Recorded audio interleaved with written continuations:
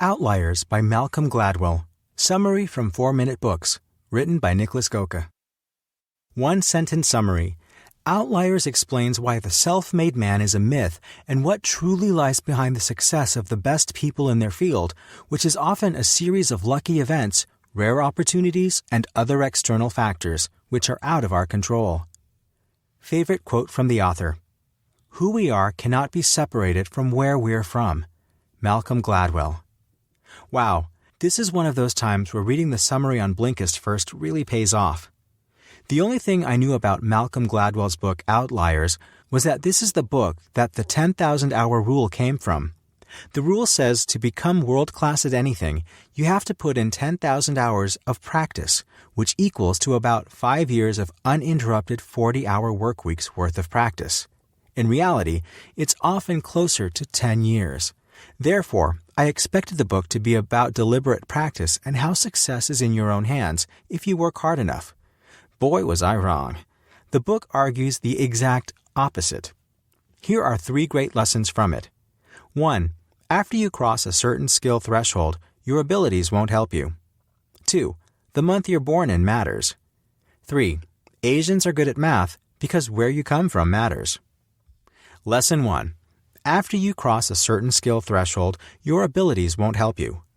To debunk the myth of the self-made man, which might be the most popular myth of our time, Gladwell looked at how much your skills really influence where you end up in life.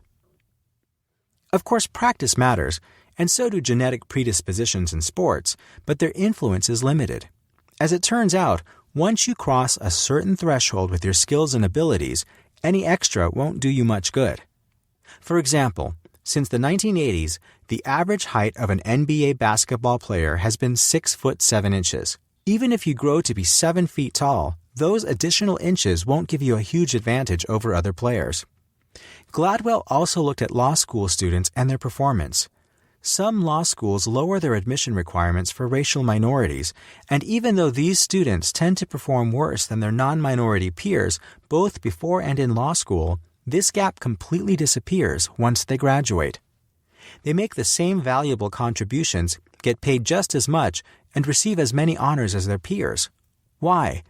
Because once you've reached a certain level of legal expertise, other factors start to take over and influence your career, like social skills, how good your network is, and even catching a lucky break. Lesson 2.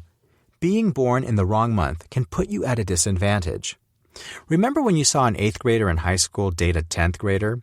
You were probably shocked. He's 2 years older than her. That's insane. I still remember the comments. It was a huge deal in our school. However, when you're 40 and take your wife to dinner with the neighbors, nobody would be surprised to hear she's 38, 42, or even several more years older or younger than you. That's because relative age matters, especially when you're young.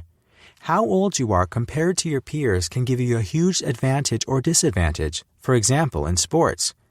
Gladwell found out that most professional Canadian hockey players who end up in the NHL are born in the first half of the year. In fact, twice as many have birthdays in the first quarter as in the last. That's because the annual cutoff date for youth teams is January 1st, meaning kids born in December have to compete with their friends who are almost a year older than they are. When you're 8 years old, you stand no chance against a 9-year-old in terms of strength and speed. The difference is huge when a year makes up 12.5% of your entire life. Think through your own life. This happens all the time. I remember being born early in 1991 always sucked in school because 1990 was often the cutoff year for sports teams due to the way the German school year is set. Lesson 3. Asians are good at math because where you come from matters. If you think age is bad, try imagining being born somewhere entirely different. Warren Buffett says he's always been lucky to have been born in the United States at the time he was, because a few thousand years ago, with his kinds of genes, he'd have been some animal's lunch. For example, Gladwell says there's a reason for the stereotype that Asians are good at math. Several factors actually are in favor of Asians becoming relatively good at it. First, Asian languages are set up so that children learn to add numbers simultaneously with learning to count. Second, hundreds of years of building a traditional culture around farming rice has instilled a great sense of discipline into Asian culture. Unlike farming wheat or corn, farming rice is hard. It needs a lot more precision, control, coordination, and patience. Rice farmers could also reap the full rewards of their work, whereas European farmers were often robbed of a big part of their harvest by greedy landlords and nobility, leaving them far less motivated to do their best. Just like rice farming, math is hard. You have to stick with problems and let the gears in your brain crunch until you work it out. Europeans often give up a lot faster on hard math questions than their Asian peers because neither math nor discipline are a part of their cultural legacy. So yes, where you're born matters. Hey, this is Nick, the founder of 4-Minute Books, and I want to thank you so much for watching our video. Leave a like if you enjoyed and subscribe to the channel for more. You can also visit us at 4minutebooks.com for hundreds of free book summaries, each of which will make you smarter in 4 minutes or less. Thanks again, and always keep learning.